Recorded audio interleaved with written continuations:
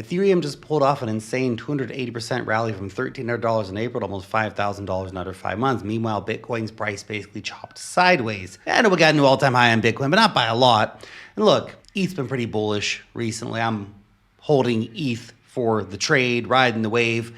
I use Ethereum blockchain and other Ethereum applications like Base and stuff on a regular basis. And Wall Street's finally starting to hop on board. 10 years later, mind you, tokenization, stablecoin adoption, they'll be massive for the Ethereum ecosystem. Let's get one thing straight. Ethereum is not Bitcoin. Don't believe what you're being told. It's never going to replace the #1 crypto, or it's very unlikely to. The flippening narrative pops up every time that ETH outperforms BTC for a hot minute. And I think ETH will continue to outperform BTC for the rest of the cycle more broadly.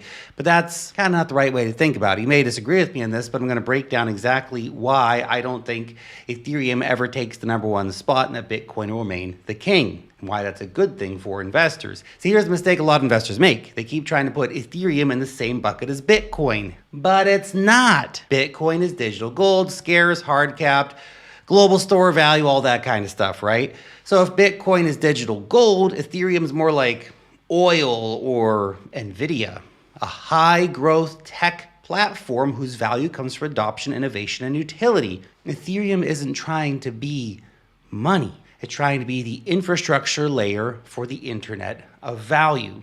Think of it as the world's most programmable blockchain. Developers don't just use ETH, they build with it. DeFi protocols, stablecoins, real-world assets, gaming, identity, blah, blah, blah, blah, a million other things. All the roads lead back to Ethereum and Solana, but that's not the topic of this video. That's why the demand for ETH isn't just speculative, it's more utility-driven, although there's a lot of speculation from these digital asset treasury companies gobbling up ETH. Every time someone deploys a smart contract or sends USDC, they're tapping into the Ethereum network and require a little bit of ETH for gas. And like a high-growth tech stock, Ethereum benefits from an ecosystem effect. The more apps, the more users, the more institutions build on it, the stronger the network becomes. And it also has a perpetual stock buyback mechanism built into it, which is the burn. Fees here are like revenues, staking yields are like dividends. Price reflects adoption expectations, whilst the US spot Ethereum ETFs have more broadly been outperforming the Bitcoin counterparts in recent weeks, although the last few days have been a bit Anyway, let's not forget, the total assets under management tell a different story. Ethereum ETFs currently hold around $24 billion in net assets. The Bitcoin ETFs hold 5x that with $140 billion in assets. The scale gap mirrors the macro comparison. Gold's market cap is $24 trillion. Bitcoin's is $2.2 trillion. Nvidia's market cap is $4.2 trillion versus Ethereum's $530 billion. Crazy, right? This frames why the comparison makes sense. Bitcoin is gold, ETH is Nvidia. Okay?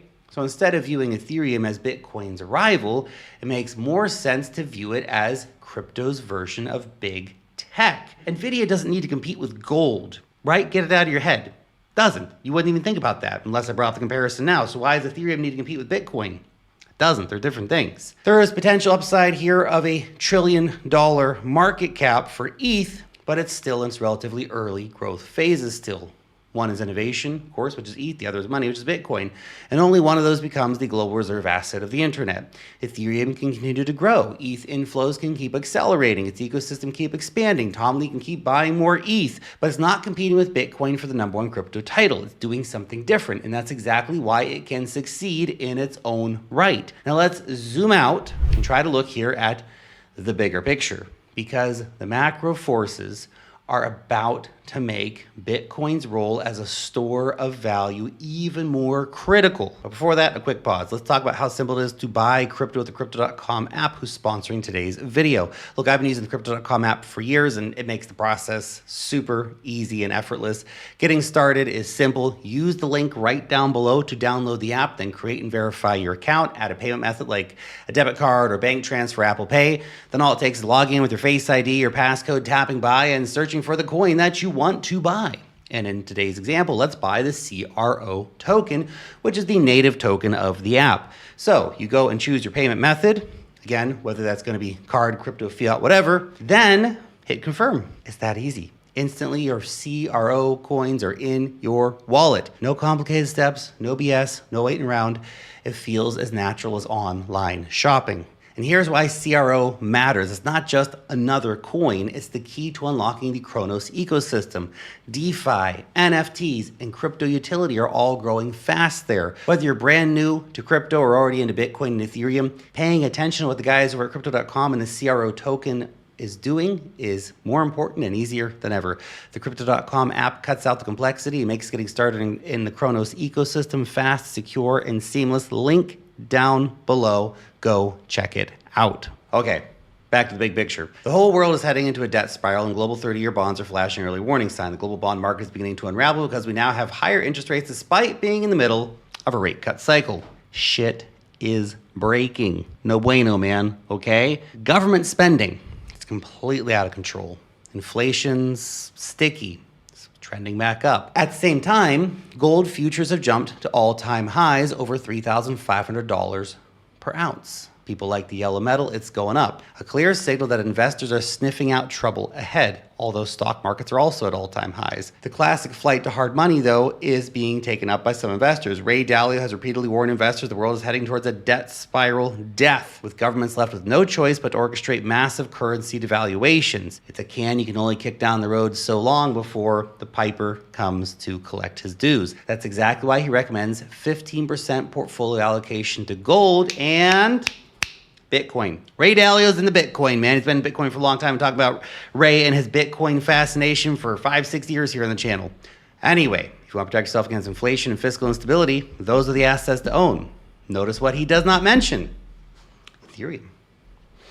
Why aren't you shilling ETH, Ray? In this environment, Bitcoin's fixed supply, decentralized network make it a perfect place to seek refuge from inflation, which is exactly why we will eventually see Bitcoin in everyone's retirement accounts. Ethereum, on the other hand, it plays a different role, and that's okay. It offers so much growth potential, utility potential, and it doesn't serve as a hedge as Bitcoin does, all right? You're not going to own ETH to ride out the global financial crisis, are you? No, it's probably going to go down like a rock sinking in a river. Its value comes from programmability and the applications built on its platform, not from scarcity, although the burn does add a nice little bit of element of, yeah, we got the stock buybacks going. This distinction is why Ethereum probably won't ever flip Bitcoin. Bitcoin is going to be increasingly seen as the best form of money and is competing with gold, not NVIDIA. Wouldn't you just compare Bitcoin to NVIDIA? It's the same thing as comparing it to ETH.